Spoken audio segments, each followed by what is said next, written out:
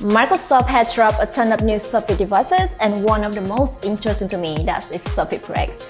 It's a beautiful, well-made hybrid tablet device that looks better than any other computer, and it's in the future. So let's have a look for the device and let's see we should or shouldn't get it.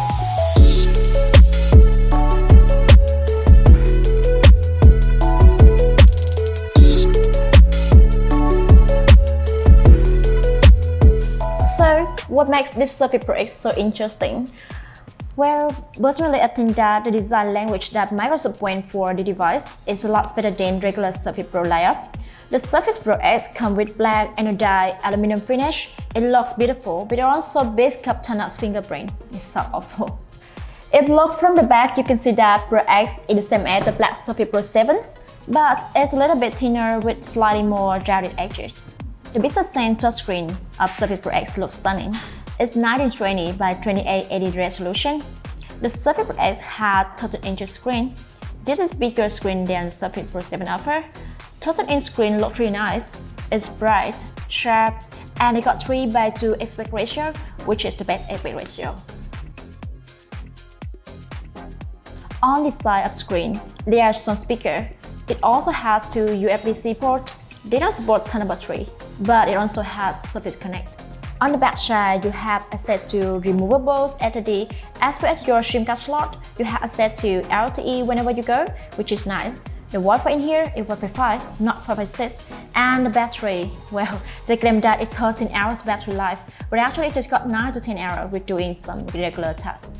There are two keyboard options, and one of them has a little slot here for slim band can hide, which is designed for Surface Pro X, and it doesn't work for other Surface devices. The Surface Pro X keyboard had to work with the Surface Pro X, but it got the same kind of light touch and feel to the regular Surface Pro keyboard. The only thing that is different and super cool is the presence of slim pen. That's kind of hidden in the keyboard case, and it sits in there and charged in there. But also, they design it in a way so that if you put it upside down, it will automatically flip itself over and charge properly. The kickstand is the same. It can give you a bunch of different angles, and for me, it's really nice design. You also have the webcam up front that supports Windows Hello, as well as rear-facing camera that can shoot 4K video. Now, I'm going to talk about one of the most interesting things Surface Pro X, that's spelled ARM, ARM processor.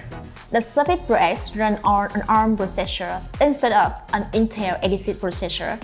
It's made by Qualcomm, but Microsoft customized it, especially for graphics performance.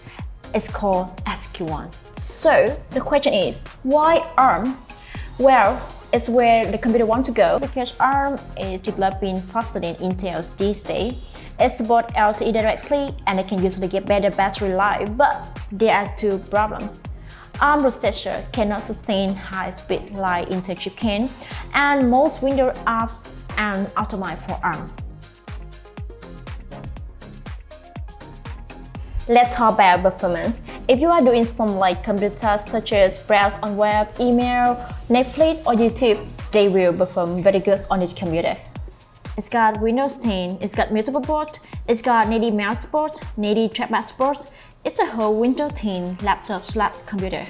However, if you want to run some specialized application, for example, if you are a creator and you want to run the Photoshop, this machine cannot run native 64-bit Intel-based Photoshop.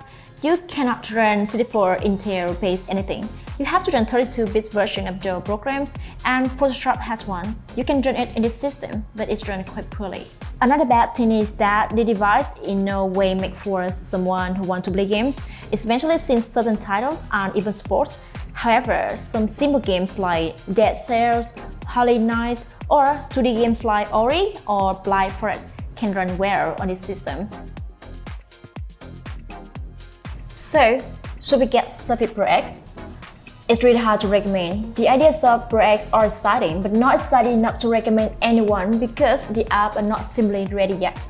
However, if you are a CEO or a person who just need a beautiful computer to do office, email, or browsing tasks, or you are a big fan of design, you aren't concerned about that you can get better value for money elsewhere, then you might love this device. So that's all the bad information I want to share with you guys in the videos. If you guys have any question, please comment below and I will answer you in next coming video. And now, see ya! Bye bye!